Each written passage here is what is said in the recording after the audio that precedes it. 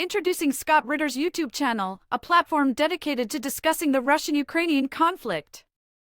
Scott Ritter, an expert in international relations, provides in-depth analysis and commentary on the ongoing war between Russia and Ukraine.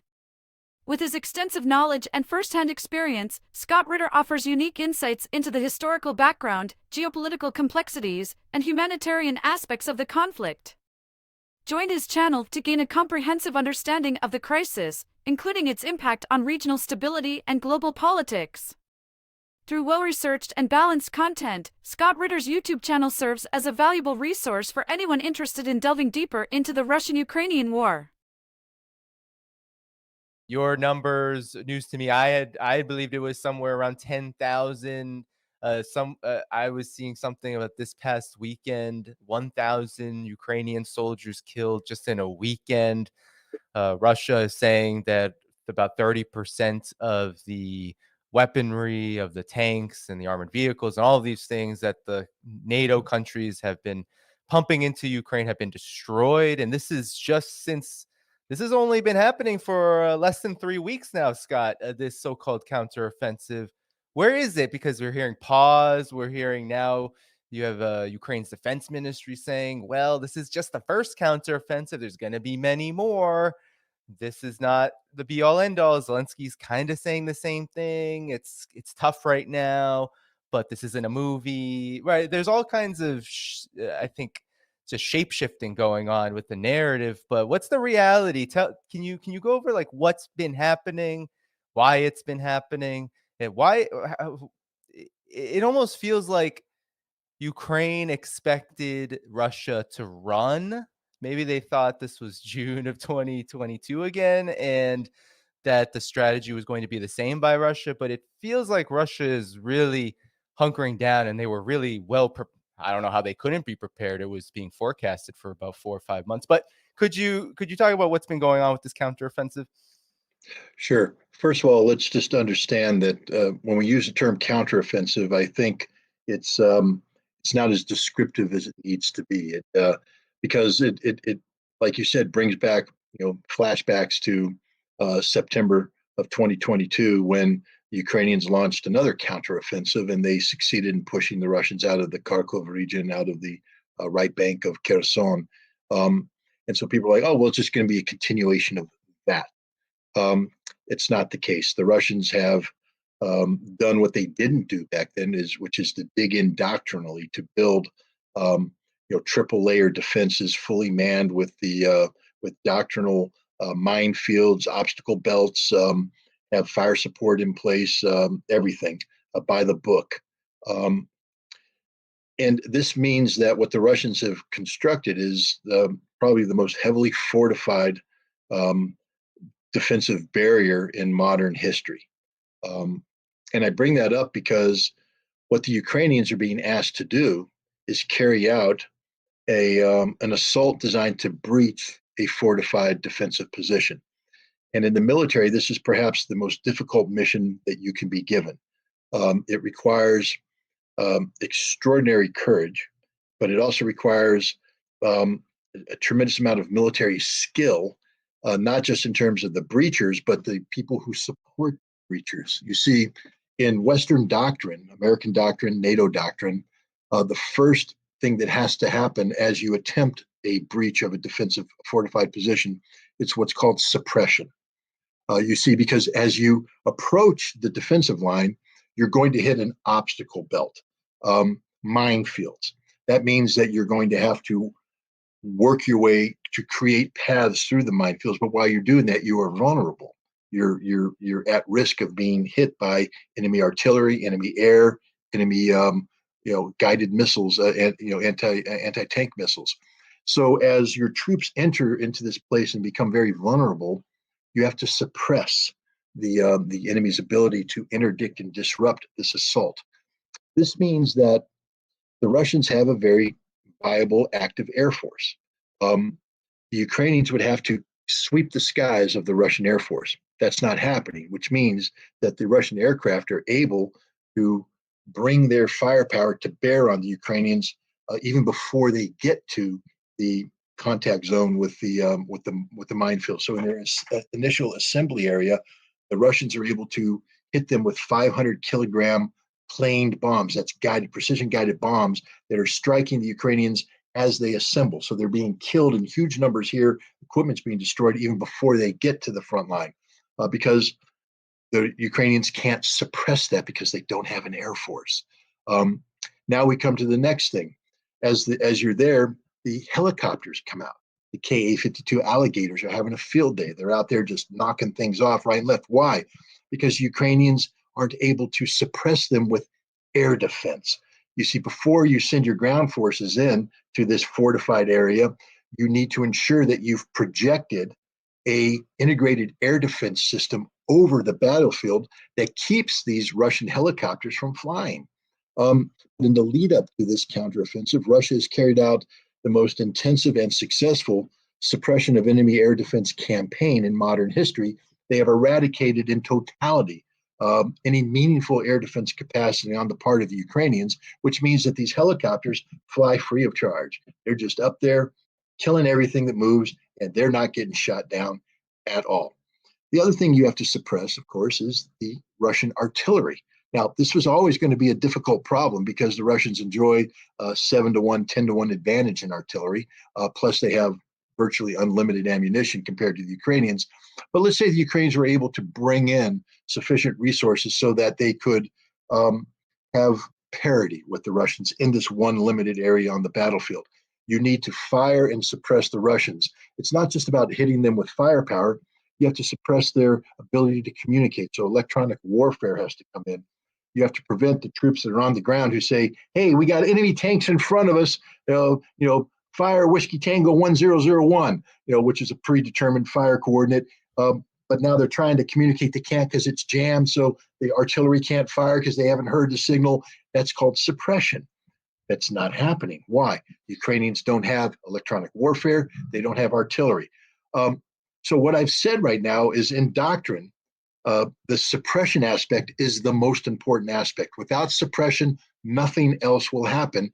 And everybody knew that the Ukrainians were unable to suppress the Russians. So why would they commit an attack that is literally an act of suicide if they knew this going in? And they knew because there is no Ukrainian Air Force. Ukrainian air defense have been annihilated. The Ukrainian artillery is insufficient to the task, and the Ukrainians don't have effective electronic warfare. So why did they launch this attack? Because they were told that the Russians are going to run away. They were told that the Russians have ineffective command and control. They were told that the Russians just don't have their act together. They're not very good. But again, that's something that everybody should have known is malarkey. Why? Well, the general that initiated the construction of these defenses was General Sertovokin, a very competent general. He built doctrinal defenses. So people are looking at triple layer defenses. If you study Russian doctrine, you know that Russia specializes in defensive warfare. That's their strength. It's defense in depth. So you can anticipate that. The Russian defenses were built in accordance with a modified defensive doctrine that was created by somebody named Colonel General Alexander Romanchuk. He used to be a deputy commander of the 58th Combined Arms Army during the initial phases of this conflict. He was experienced in the reality of the conflict in Ukraine, including NATO equipment being provided to Ukrainians. So he was sent to the Combined Arms Academy, which is the big military school for the Russians, where he modified existing defensive doctrine to take into account the new developments in warfare. And he wrote an article, it was published in March, that said, this is our new approach. And then they pulled him out of the academy and they put him in command of the Zaporizhia front. So the guy who invented modern Russian defensive warfare is in command of defenses that were designed based upon his input, and they've put in place Russian troops trained to his standards. So the Russians have everything there, and we knew this. We knew they were ready for us. They've been waiting for several months. Why did we attack? This is the key question here, because this attack never had a chance to succeed, ever. And every NATO planner involved in this knew it. Every American general involved in this knew it. We deliberately sacrificed the Ukrainians. And you have to ask yourself, why? What is the purpose? And here's the sickest part of the answer. Because as we talked about earlier, Putin has talked about a 10-to-1 casualty ratio. This may go up because the Russians are literally dominating every aspect of this conflict. But again, 13,000 dead Ukrainians equates to 1,300 dead Russians. Um, that's the pain that the West is trying to inflict on Russia, because it is painful. It's real pain. It's a lot of deaths. We couldn't absorb that many casualties in America. We'd be crying our eyes out if we brought that many body bags home. Um,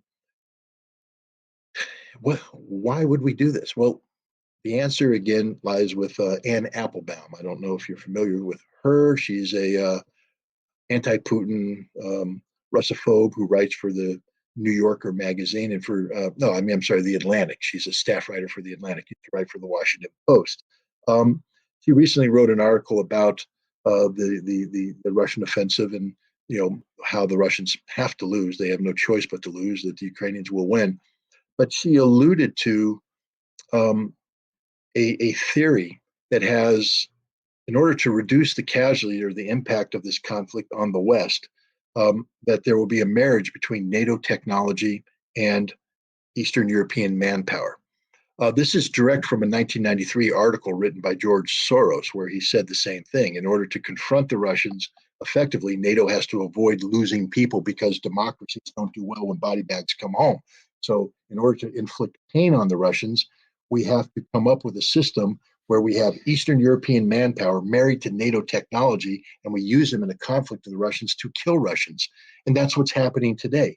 This is something that's been conceptualized by these sick-minded neoconservative types for decades now. But think about it. We're happy killing 1,300 Russians. How happy are we? I don't know. Ask Lindsey Graham. He said it's the best investment we've ever made as Americans, putting all this money into Ukraine to kill Russians. And he's willing to do it to the last Ukrainian, which means that we don't care what it costs Ukraine. We don't care that Ukraine is losing 10 times as many men. All we want is the pain caused to Russia. That's the sickest aspect of this, is that we're willing to sacrifice an entire nation, hundreds of thousands of Ukrainian men, just to inflict pain on Russia. But let me give you another hint, America. I was in Russia in the lead up to Victory Day, May 9th. I attended the practice, the rehearsal of the Victory Day parade. I saw firsthand the pride that Russia has about its military, and throughout Russia, all Russians were rallying around the concept of Victory Day. I was in Volgograd. I went up to Mamayev Kurgan. I saw the motherland calls, the big statue of Mother Russia beckoning people forward. That statue is on a hill underneath which is 35,000 dead Soviet soldiers who died in the Battle of Stalingrad. Beneath that statue is another statue of the grieving mother holding her dead son, where the tears from her eyes filled up the pond. Leading up to that is the Avenue of Heroes, where you see the sacrifice made. The Russians know sacrifice. They know sacrifice unlike anything the West will ever experience. If we think we can inflict pain on Russia, we can't. These people know pain. They don't want pain. The Russian heart is real. These people feel pain. They weep. They're in sorrow, but they don't shirk from their duty. They don't shirk from their responsibility. They feel right now that they are in a war of existential survival against the collective West, and they are willing to pay whatever price necessary to prevail, to survive, not to defeat us. Their goal isn't to defeat the West. Their goal is to survive, and survive they will. And here comes the scariest part, because Vladimir Putin has said that the nuclear doctrine of Russia is such that they won't use nuclear weapons unless the existential survival of Russia is threatened. The United States has a policy of achieving the strategic defeat of Russia. We are empowering the Ukrainians to strip away territories that Russia considers to be Russia. I don't care what the West thinks about this. We have to understand from the Russian perspective, Crimea is Russia. Kherson is Russia. Zaporizhia is Russia. Donetsk is Russia. Lugansk is Russia. So if we are seeking a policy designed to strip these territories away from Russia, that is an existential threat to Russia. One that, if we were to succeed, means that Russia would use nuclear weapons in response. It's a suicide pact we've entered in with the Ukrainians. That's how stupid we are. But here's the deal. We're not going to succeed in doing that. The counteroffensive proves that. But we may seek to prolong this conflict to bring harm to Russia. So there's a growing feeling amongst Russian academics and Russian policy experts that a forever war with the West over Ukraine is not in Russia's best interest, that the West maybe could wear Russia down to where Russia could be strategically defeated. And then nuclear war would become an inevitability. So what the Russians are saying is we need to develop a preemptive nuclear strategy to preempt this outcome, that if the West decides that it wants to continue a forever war using Ukraine as the proxy designed to bring pain to Russia, to bring about the strategic defeat of Russia, then we have no choice but to preempt this with nuclear weapons. And there's talk about using a nuclear weapon against a NATO member to strike them, to take out a city. And then in doing so, daring the United States to step up and defend NATO. Because the gamble is that the United States will not trade Boston for Poznan, Poznan being a Polish city, hypothetically struck by a nuclear weapon. Now, I don't want this to happen. I think this is stupid because it creates the potential for an all-out nuclear exchange and we all die. But my point is that the United States, because of our policies, are pushing the Russians to consider preemptive. Now, people need to understand that the Russians wouldn't be the first people to have a preemptive nuclear policy. We've had it. We've had it since after 9/11. George W. Bush revamped our nuclear posture to include preemptive nuclear strikes in a non-nuclear environment. Barack Obama, that wonderful bastion of democracy, of this, greatest president ever, not, he, said, I'm against this. He had 8 years to change it. He didn't. He couldn't. He wouldn't. Donald Trump came in and not only kept the policy, but expanded upon it. There's a senior Trump administration defense official who, and this is a quote, said, the purpose of our preemption policy is to ensure that every morning the Russians and Chinese wake up not knowing whether or not we're going to nuke them today. That's an honest to God quote. That's the thinking. Now, Joe Biden said, I'm going to run on a platform that seeks to do away with that we're going to go back to the sole purpose doctrine, which is the sole purpose of American nuclear weapons is nuclear deterrence, that we would only use nuclear weapons if deterrence failed and people struck us, then we would hit them back with overwhelming force, guaranteeing that they no longer survive. Therefore, that is the deterrence. If you hit us, you die. But that we would not preemptively use nuclear weapons. But as soon as he became president, he ran into the reality that the American nuclear weapons establishment said, no, we're not going to do that. Yes, they rejected the president's instructions, which tells you a lot about the power and influence of the nuclear, the nuclear lobby in America today. We have a policy of nuclear preemption. And the Russians are now waking up saying, maybe it would be good if every morning the Americans woke up, the Europeans woke up, not knowing whether or not we're going to nuke them, because turnaround's a fair play. But here's the thing. If we continue a policy of promoting the strategic defeat of Russia, and Russia does go to a policy of preemption, I can guarantee you this, Russia will nuke us. They will, because the Russians don't play games. The Russians don't mess around. If Russia makes a policy decision to bring in a policy of nuclear preemption, and it's designed to preempt actions by potential enemies or real enemies that seek the strategic defeat of Russia, and that they are taking actions to achieve the strategic defeat of Russia, then Russia has the necessity, according to this policy, to preempt that using nuclear weapons. So it's a guarantee of nuclear war. This is how stupid the American people are. Because I can guarantee you, everybody tonight went to bed thinking, man, I just saw Guardians of the Galaxy 3 over the weekend. What a great movie. Rocky, Rocket Raccoon. Man, I'm crying over that. I hope Quill comes back, or they could come up with any other number of things. My TikTok got a lot of views. My Instagram, I got a lot of likes on that. They're thinking about everything except the fact that the world's going to end. You're going to die. You're going to die because your government's doing stupid things in your name. And what are you doing about it? Not a damn thing, because you're not thinking about it.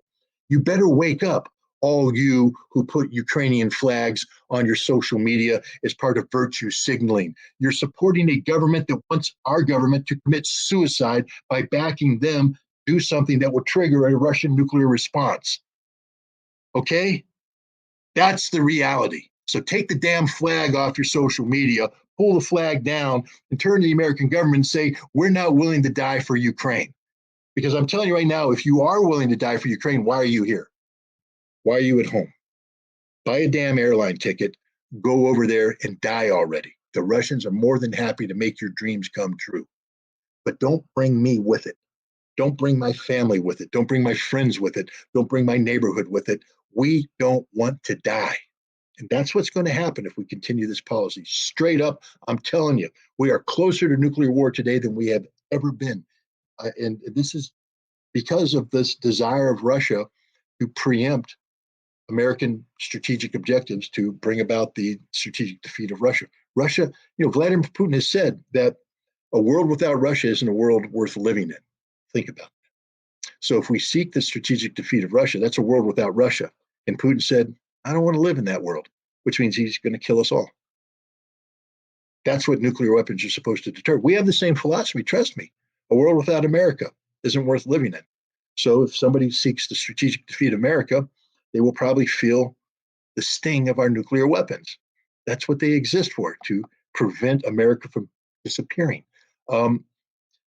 So we'd be against Russians or Chinese. We'd be all riled up if Russia said our national policy is to achieve the strategic defeat of the United States, and we're doing everything possible. We're going to create a proxy war in Mexico designed to rile up Mexican Americans. We want unrest in every American city. We want to collapse the American economy. And we'd say, whoa, whoa, whoa. No, you don't. We're not going to let that happen. And if you continue to pursue that, we might have to preempt you with nuclear weapons. Turnaround's fair play, guys. What we're doing to the Russians is the worst possible thing, and we would never allow it to happen against us. And the Russians' response is a logical response, one that we would do if we were put in the same situation. Russia will nuke a NATO nation if this continues. And then the United States is going to be confronted with the quandary. Do we respond? Do we really want to see that question answered? No. So let's stop the stupidity. Let's